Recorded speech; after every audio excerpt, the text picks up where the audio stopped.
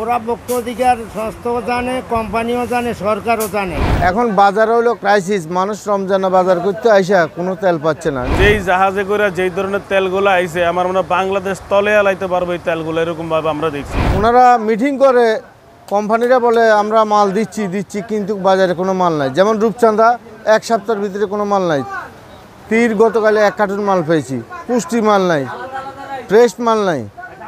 এখন বাজার হলো ক্রাইসিস, মানুষ রমজানা বাজার করতে আইসা কোনো তেল পাচ্ছে না। যেমন আমার এক কাস্টমার প্রতি মাসে সদানে গতকালকে বাজার নিচে আমি একটা তেল দিতে পারি না। এটা হলো বিরাট একটা দুঃখজনক ঘটনা। এখন ভোজ্য তেলটা হলো সবচেয়ে বেশি সমস্যা হলো ওনারা কেন মাল ছাড়ছে না, এটাই হলো দেখার বিষয়। আর বিশেষ করে বাজার মনিটরিং করে আমাদের মতো নিরীহ দোকানদারদের উপরে ওনারা বেশি চাপ সৃষ্টি করে। কিন্তু জায়গা মতন যদি এই চাপ সৃষ্টি হইতো তাহলে আজকে বাজারে ক্রাইসিস হইতো না।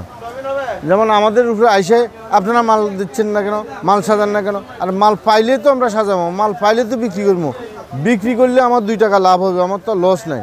এখন একটা তেল 850 টাকা কিনে আনি, 850 টাকা বেশি। 2 লিটার একটা তেল 348 টাকা কিনে আনি, 350 টাকা বেশি। এরপরও আমাদের উপরে খুব চাপ সৃষ্টি, তারপরেও আমরা কোনো মাল পাচ্ছি না। আমাদের দোকানটা খালি, একটা তেল কাস্টমার আইলে আমরা দিতে পারছি না।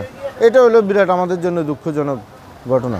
যেই জাহাজে করে যেই ধরনের তেলগুলো আইছে আমার মনে হয় বাংলাদেশ তলে আলাইতে পারবো এই তেলগুলো, এরকম ভাবে আমরা দেখছি।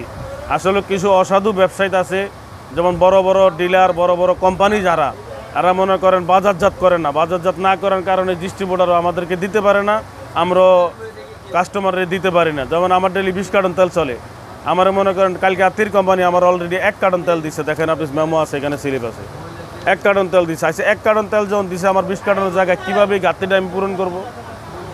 যেহেতু আমরা দোকানদারি করি, আমাদের তো 10টা কাস্টমার পরিচিত আছে। আচ্ছা পরিচিত কাস্টমারগুলোর তো আমার চাহিদা মিটাইতে হবে, কিন্তু আসলে আমরা পারি না। আমাদেরকে কোম্পানি এবং ডিস্ট্রিবিউটার তেল দিচ্ছে না। তারা মনিটরিং আসে, হয়তো তেল বাজারে ডিস্ট্রিবিউটাররা দেয় একদিনে, মনে করেন 1 কার্টন তেল পাইলে 4-5 দিনে দেয় না। হয়তো আমাদের দোকানে তেল থাকে না, আমরা সাধারণ ভোক্তা করে তেল দিতে পারি না। কিন্তু বাজারে আসলে তেলই নাই, তেলেরই সংকট। কিন্তু হেরা ওইটা বুঝতে নিতে চায় না। হয়তো তেল আছে, আমরা বলি তেল নাই, এটাই আমাদের অপরাধ। সংকটটা তো ওরা ভোক্ত অধিকার সংস্থাও জানে, কোম্পানিও জানে, সরকারও জানে।